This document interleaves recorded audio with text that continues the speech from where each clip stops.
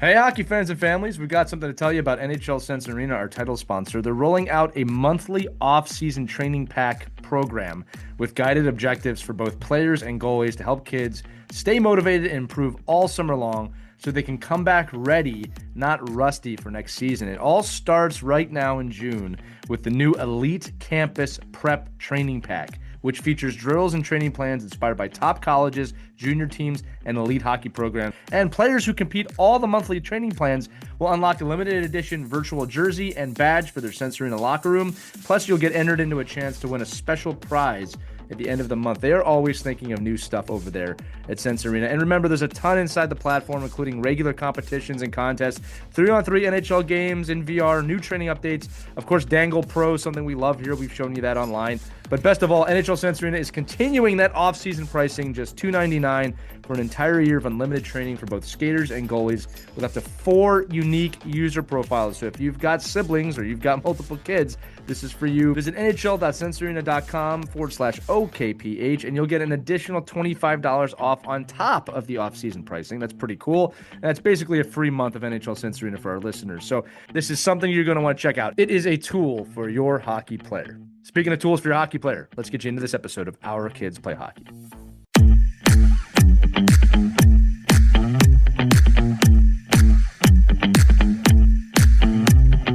Hello, hockey friends and families around the world, and welcome back to another edition of Our Girls Play Hockey. I am Elias with Hayley Scamurra here today, and we've got a really interesting and important topic that we're going to talk to you about today. And I'll just call it the desire, the need, the skill of having to win. Okay, now this is a youth hockey show, even though we talk about Haley's day-to-day life in pro sports. So we're going to actually talk today about how this applies to youth sports, a world where we often tell our kids that the outcome, the final score of the game is not the be-all, end-all of the game. And that is absolutely correct. Okay, we'll start right there, right? Like those outcomes are not the only thing that matters. However, as we've discussed in previous episodes, at the pro level, at a high level, the desire to win, to compete, the need to do that amongst high-level athletes is a skill set, and it's a needed skill set. So we're going to have a discussion today about how your kids can develop that skill set in youth hockey. And it's a great place, Hayley, I'll tell you, because we've had emails from younger parents talking about their 8-year-olds, worried about, hey, my kid doesn't really compete that hard, and I'm worried about that. First off, at 8 years old, that's not something you should be concerned about. I'm going to be pretty blunt with you. It should be about loving the sport. But the question remains, right? So why don't we start with the professional? We'll go from the top down here about, I don't think the layman fan or the average person has an understanding of the desire that professional athletes have to compete and win. Mm-hmm. Is that something you can even start to put into words for them about how competitive it actually gets at that level? Mm-hmm.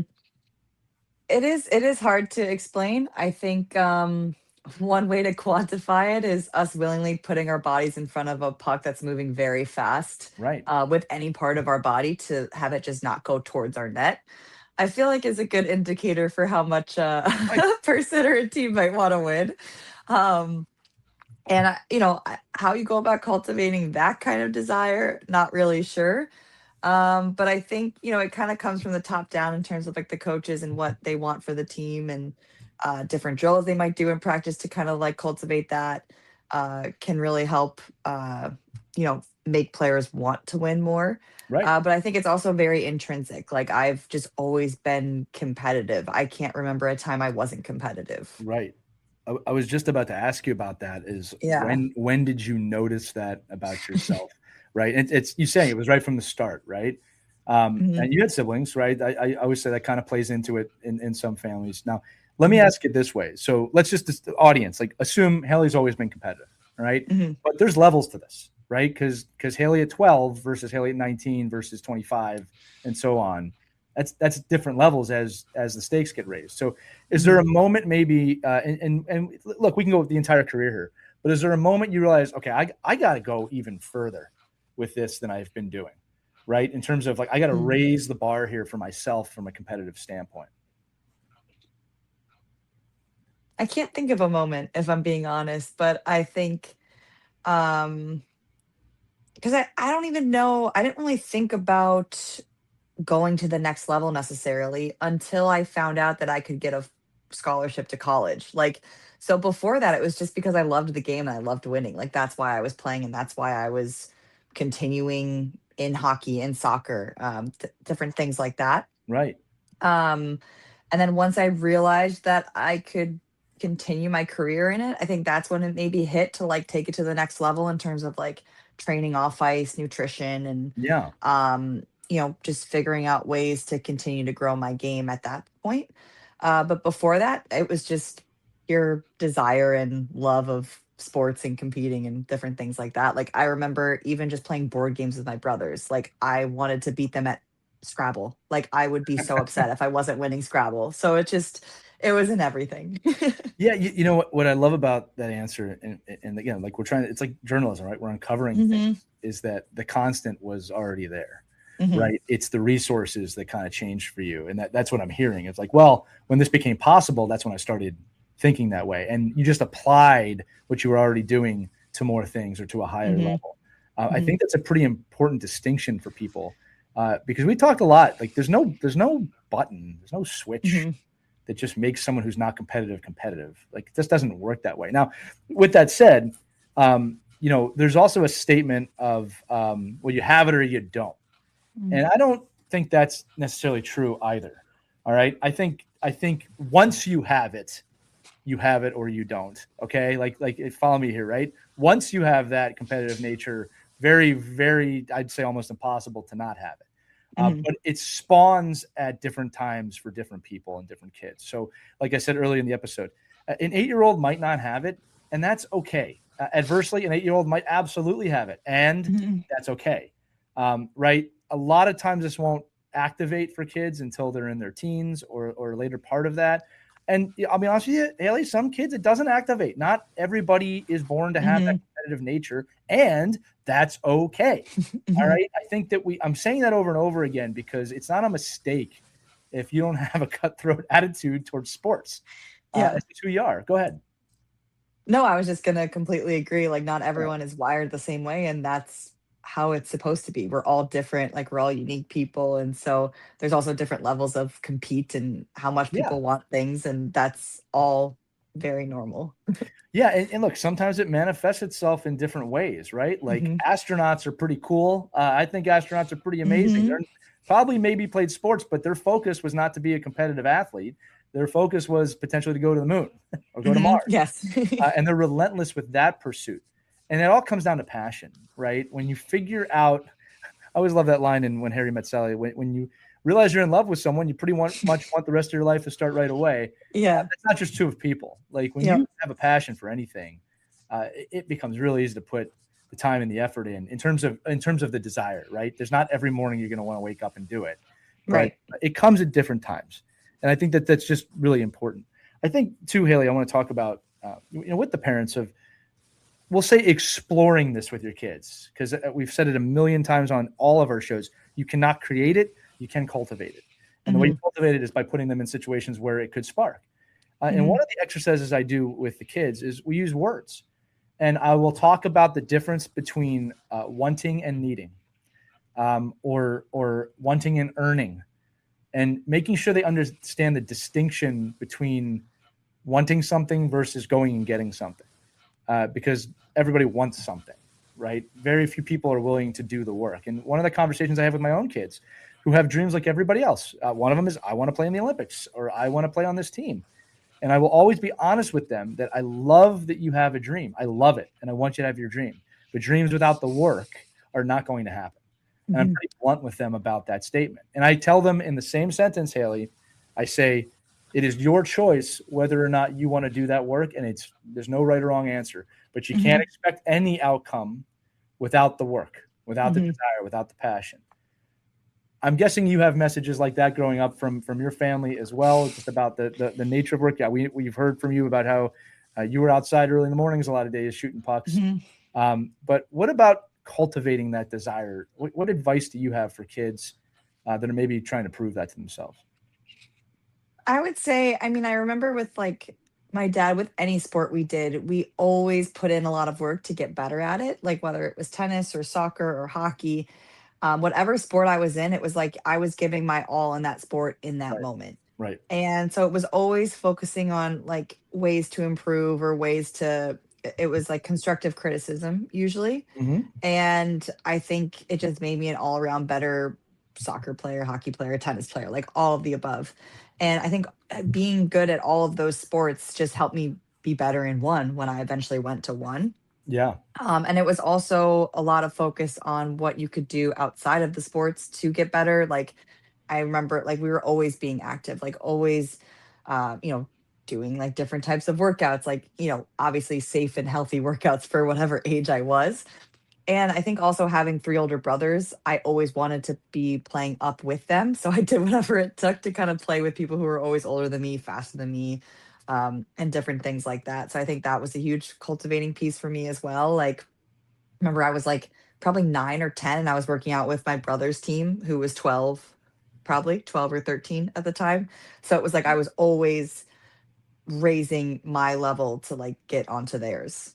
Yeah, it's amazing what older siblings create in younger siblings. I know that's not Yeah. for everybody. And this is not, I'm not saying that younger siblings always have an advantage or anything like that. Mhm. But look, chasing my older brother put something inside of me. Mhm. I wanted to win. I wanted to beat him. And you know what? I rarely did growing Mhm. up until we were older and the stakes were a little, I was about the same height as him at that point. Yeah. The other thing you brought up too that I love was the constructive criticism that you got. Mhm.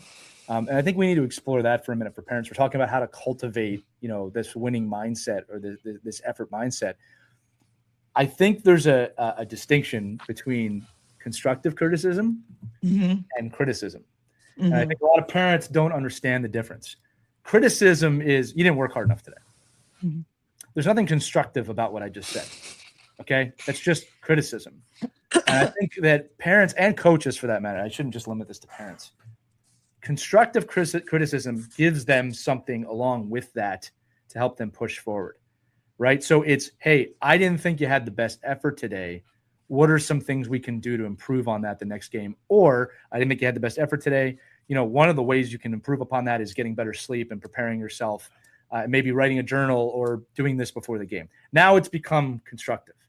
All right. Kids don't love criticism, period. And parents, they're Mhm. kind of going to tune you out if you keep doing that. If you give them the tools, I'm not saying they won't tune you out too. Okay.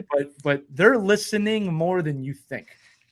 All right. The amount of times I've caught my kids doing stuff I've said without telling me that they were going to do it is quite a bit. All right. And then they'll say, oh, you told me to do this. And I didn't think they were listening. Right. So if you're going to give constructive criticism, that's a big key to helping it. And parents, and Haley, I'd love to hear about the dynamic with you and your father on this one. Mhm. You can only put it out there. Again, you can lead a horse to water. You can't make them drink, but you put it out there, and then it's the kid's choice to kind of pick it up. It's you Mhm. can't force it on them. I can't stress that enough. What did your father and mom do so well that Yeah. maybe put you in a position that hey, I'm retaining this? Mm.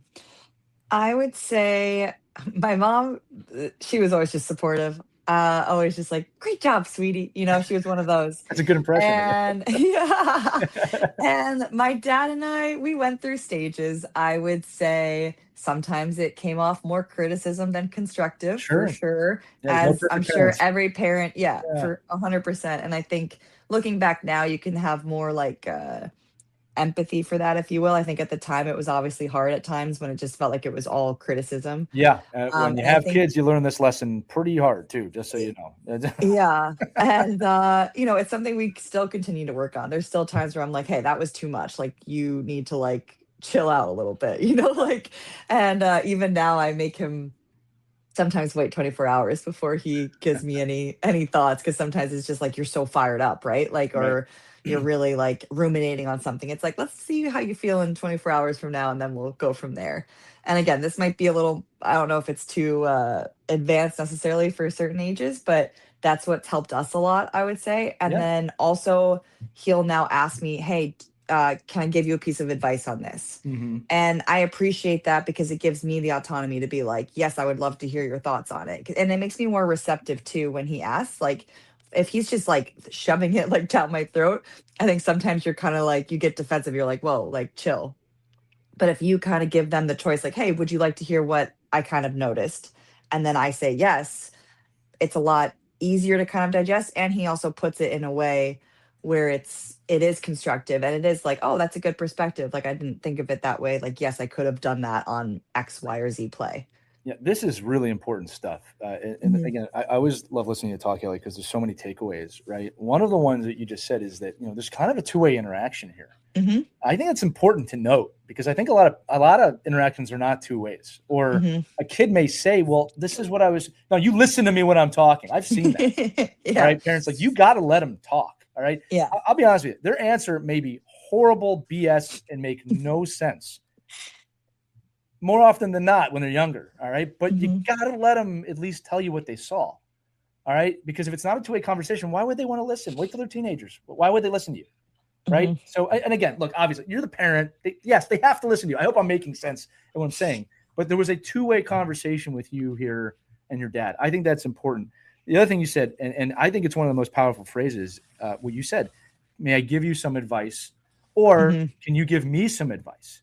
Mhm. All right. Got to be honest when you're saying those two things. But that is a very important aspect of this, right? Choosing to listen. You remind me of conversations with my son. We say all the time, the car ride's not for coaching. All right. Mhm. And what that essentially means is me as the dad and the coach, I'm not going to jump on my kid when we get in the car. We did say one of Right. the caveats was Mhm. if the kid wants to talk about the game, that's kind of a bit of a green light for you to have a conversation. Totally.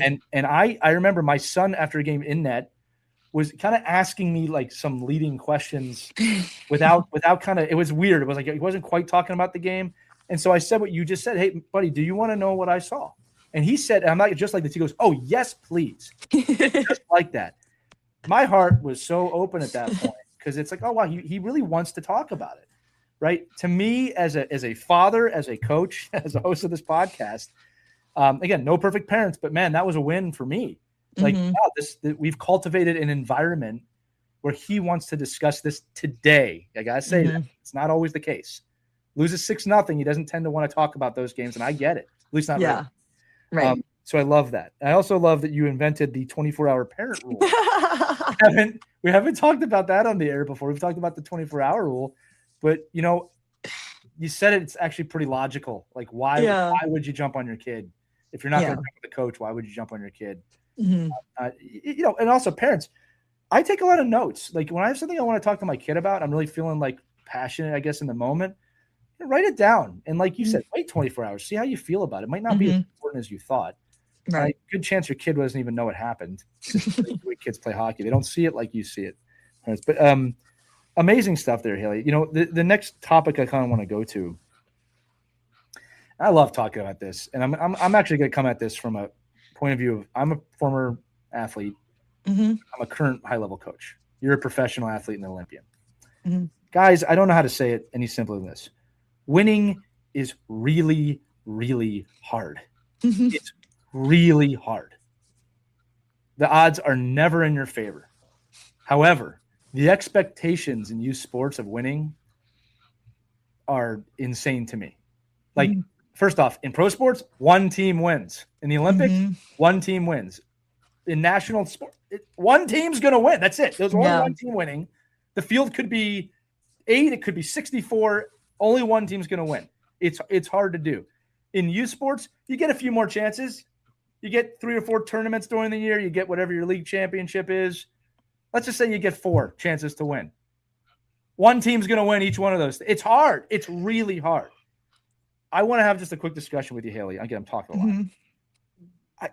I don't know where the disconnect is with people with this. Like it's super hard. And that's why it's so great. Mhm. Because if it was easy, this would not be fun. Yeah. People don't realize that. You don't do things that are too easy. Yeah. People don't realize that about themselves, right? Like Mhm. you don't do the same thing every day because it's easy. Yeah. We humans, we need to be there. Just tell Yeah. me your thoughts on just how hard it is to win first. I think we'll go from there. Yeah, I mean, it definitely is, but that, like you said, it's why it's fun, and that's why you also have to be okay with the losses because that's what eventually makes you better, and then what leads to more winning. But Right. then if you just won all the time, like, what fun is that? Like, it Right. would just be the same thing every day. It would be a monotonous day at work, you know, like, oh, yep, we won again. Yep. You know, like, there's no fun in that. So Right. it's more fun to go through those where you're winning, you're losing, and like you have all of the emotions with it because then the wins are that much more special when you Right. do win. Well, So yeah. I'll say this too, right? Like I don't, and you tell me if you have, right? I don't think I've ever met a championship athlete that just won all the time. I mean, No. they have stories of immense hardships, immense pain in losing Mhm. that Mhm. drove them to that, right? This goes back to the Mhm. kind of the sibling thing we were talking about, right? I don't know anyone who has like won everything every time they've played. And I'm not trying to exaggerate that. I mean, like really, like we hear, oh, that guy's won at every level, and they never say, well, they lost at every level too, right? Mhm. Let's Haley, let's talk about you. You have Yeah. lost in the PWHL. You have lost a gold medal. Yeah. You've lost in college. Mhm. Like every level you played at, you've lost. Yeah. Like Yeah. that's not the tagline for the episode or anything, because you've also won a lot now too. Yeah. But like, And I think yeah, go ahead. well, yeah, I mean, you just remember those moments. Like I do remember when we were winning, when we won the gold medal, we're on the ice. It's like I remember being on the other side. I remember being on the other side. And I remember looking at the other team celebrating and how painful that was and how Yeah, sad it was. And then I'm like, well, now I'm on this side. And it makes it that much sweeter. It makes it that much more special and incredible because it's like you remember what it was to have all that work done and not get to that pinnacle moment. And now here I am at the pinnacle moment. And it was the yeah, same thing with the Walter Cup championship. Like I remember the year before losing in the first round of playoffs, like how heartbreaking that was. I remember year one not even making playoffs and how heartbreaking that was. Your season just ends. Like you put all of that work in, you brutal. don't even make the playoffs. Like it's terrible. Yeah, And so you do remember those moments in the high moments, and it yeah. makes those moments all the more special and all the more incredible. One of the things I say all the time to my teams, especially the high level teams, is if you want to win big, you have to Mhm. risk losing big. Mm. There's no scenario that you're going to get into a big win situation where you don't risk a horrible loss. And Yeah. I want to explain this too, because I think for context of this episode, we have to.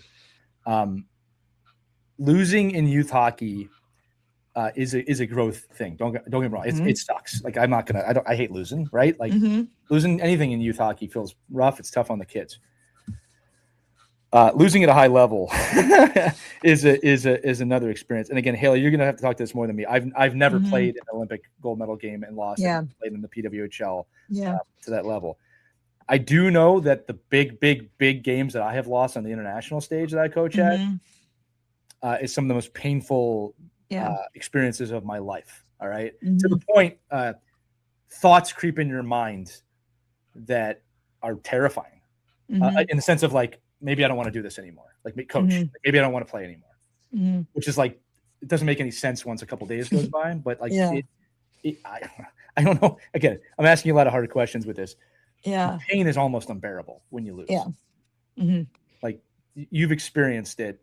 Mhm. Again, not the most fun thing to talk about, but can you talk about Yeah. that for a minute? I mean, in 2022, you're just on the ice and you're just a wreck and you're seeing the other team and they're all excited. And I remember I was probably saddest in that moment for Brianna Decker because Mm, I wanted to win it for her. She had gotten hurt earlier in the tournament and just like heart and soul of the team, like such a great player, such a great human. And, you know, I knew that was most likely her last Olympics potentially. And like for myself, I think it was really hard because at the time I'm like, that could have been my first and only chance to win right. gold. You And never I have know. silver. Like I had no idea where I would be in the next 4 years. And I think that was the hardest part of that loss. And then I just remember we all sat in the locker room just silent, like just sad for Oof, like so long because I feel I it didn't now. want to take off the jersey. Like I didn't want to leave that team. Like that's the end of that team too. And we know like coming up with silver, like at the Olympics, it's like you don't get any recognition when you go back home. Like it's silent. Okay. Yeah, Like the difference between what I'm experiencing right now compared to fair. then, Yeah. I I had no one reaching out, no one contacting, like no one Oh, congratulating really. Like it's just like you I don't know. It's hard to explain. And I remember, I mean, a big turning point for me there was like I knew other people at the Olympics who didn't even get a medal. And I remember a good friend of mine, Caitlin Hawaii, she's a ice dancer for figure skating. And I remember she goes, "Oh my gosh, you have a medal. Like, that's so incredible." And I was like, "You're right. It is." It Like, is. Yeah. and I think that helped a little bit with the loss and stuff, but like it still hurt and it was still really difficult. And um yeah. Yeah. Yeah. Again, for those of you listening, Hayley, I can see the pain in you talking about Yeah. it. Like I can Yeah. see it coming out of you right now. And like Hmm. that was 4 years ago, and you've won everything Yeah. literally since Yeah. then. It goes to Yeah. show you, like, this stuff sticks with you. Like it Hmm. doesn't just disappear. As fans, turn the TV off. And like, Yeah. some moron fans will be mad for a week, but like we get to turn it off. We're not there, Yeah. right? Yeah. Athletes, coaches, we got to live with it. And again, kind of the bounce back point. And what's amazing too is I do want to point out, you said here, so amazing that you want a silver medal, but you Hmm. have to lose to get that medal. Yeah. All right, and it's tough Yeah. because we've been talking about how you're an Olympic gold medalist, but you Hmm. have been an Olympic medalist for many years. Yeah. All Yeah. right. And you're right. We don't talk about that too much, right? We use it in our Mhm. intros. Oh, Olympic medalist. We're gonna use the gold all the time now. But Yeah. Yeah. I'm just saying, because that sticks with you too. Yeah. But it is amazing when you think about this. Now again, the bounce back point, kind of to Yeah. bring this full circle, Yeah. is that it's a tremendous amount of pain to lose Hmm. at that level. All right. Hmm. Yet, and this is the thing I want to stick with the audience and the kids listening, you show back up again. Hmm. Feel this pain that feels like your chest is being ripped apart. Hmm. Take a moment, and we're going to show up again. Yeah. Because that's how much it's worth doing. Hmm. That's also how much winning matters at that level. I'm going to say it again. When we equate this to the youth level, this is Yeah. not, I'm not saying winning your 12U championship is the same thing. But Yeah. the ability to get back up again Hmm. and take a step forward and take a stride forward with that pain is such a life lesson. I mean, that's what separates to me. Hmm. Even the non-competitive kids that get up and do that are learning something. And I want to talk about that just for a couple minutes, Hayley, about Hmm. when you're feeling that loss. I'm going to say it. A part of you wants to get going again, but there's also a part that's like, I don't want to move. Yeah. Like, how do you get up and get to the gym the next day, or get the ice the next day, or when, whenever it is.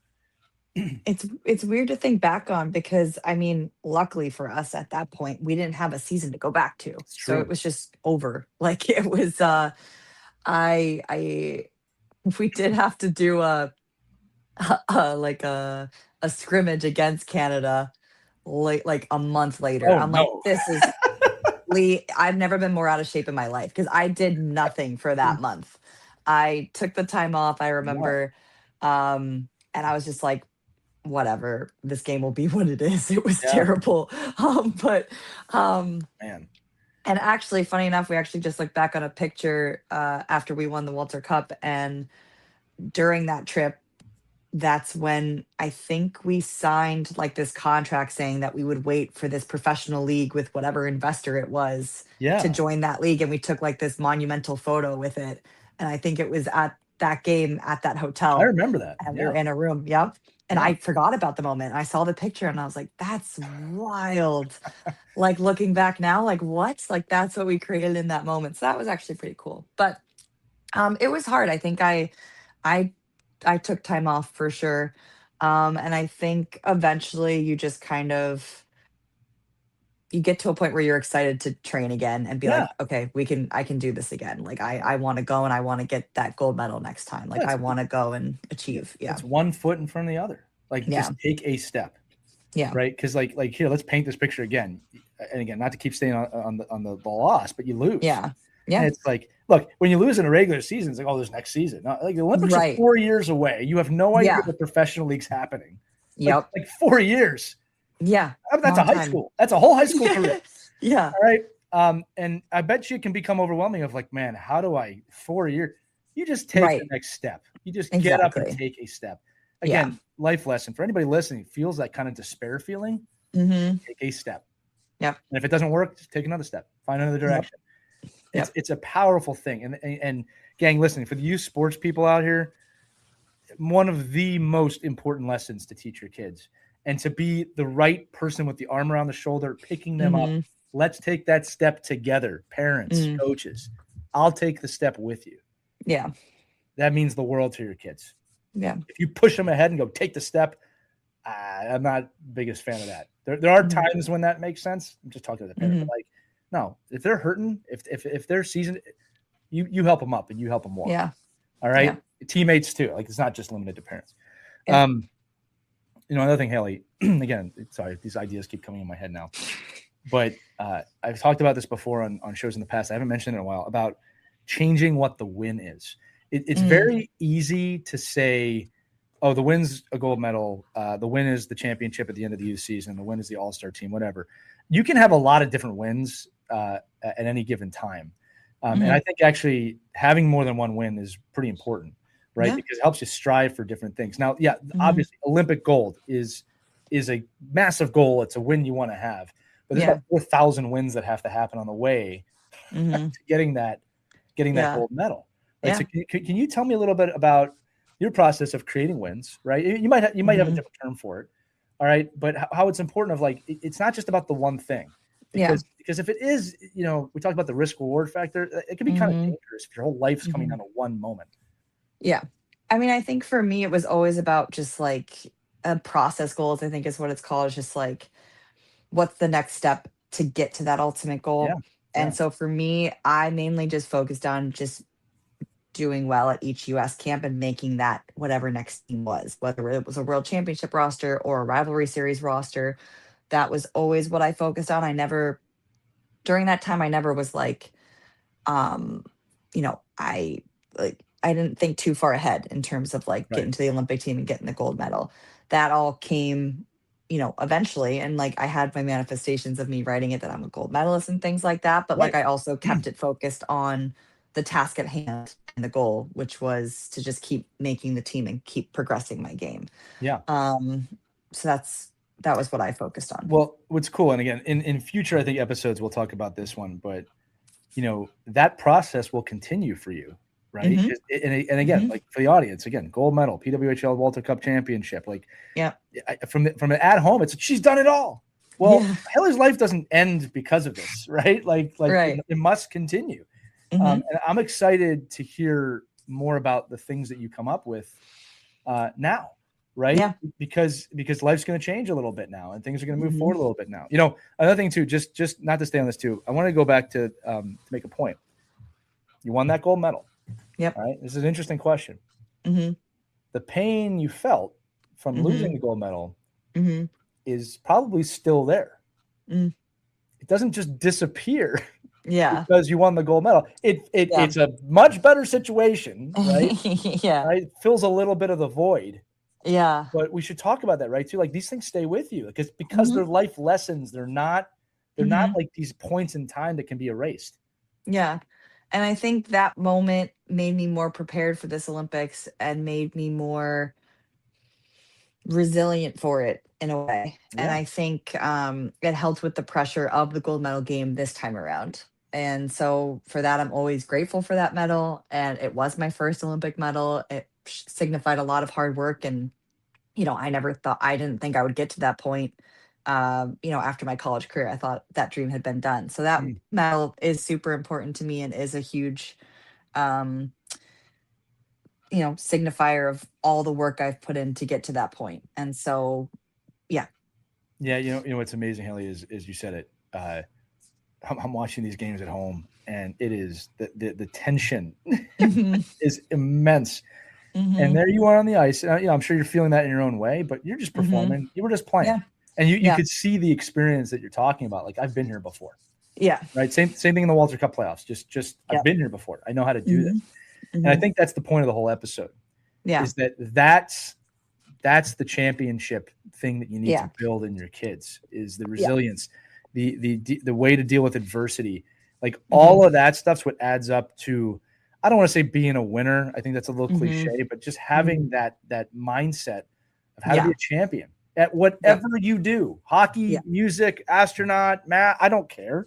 Yeah. right? We Yep. owe it to our kids as coaches and as parents to do that. And Yeah. I'll close in saying this too, just for the coaches out there, make sure your drills build competition. All right. Yep. Not just, hey, I'm going to get you from here. You're going to go over there. Then you're going to shoot the puck. There's no competition in that. Build competition in your drills. All right. Haley, I'm sure when you practice in the PWHL and for Team USA, it's not skate from A to B. It's skate from A to B. These 5 people are going to try and kill you along the way. Yeah. So, yeah. It's all competition. there you go. All right.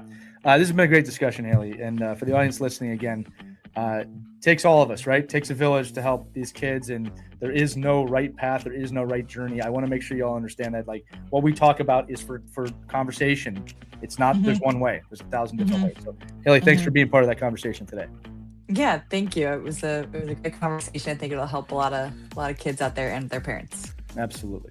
All right, that's going to do it for Our Girls Play Hockey. Remember, you can email us, team@ourkidsplayhockey.com, or use the link accompanying this episode in the description. I'm getting pretty good at saying that. You can text us, ask us questions, episode ideas, whatever you're at. But for Hayley Scamurra, I'm Lee Elias. We will see you on the next episode, everybody. Take care. We hope you enjoyed this edition of Our Kids Play Hockey. Make sure to like and subscribe right now if you found value wherever you're listening, whether it's a podcast network, a social media network, or our website, ourkidsplayhockey.com. Also, make sure to check out our children's book, When Hockey Stops, at whenhockeystops.com. It's a book that helps children deal with adversity in the game and in life. We're very proud of it. But thanks so much for listening to this edition of Our Kids Play Hockey, and we'll see you on the next episode.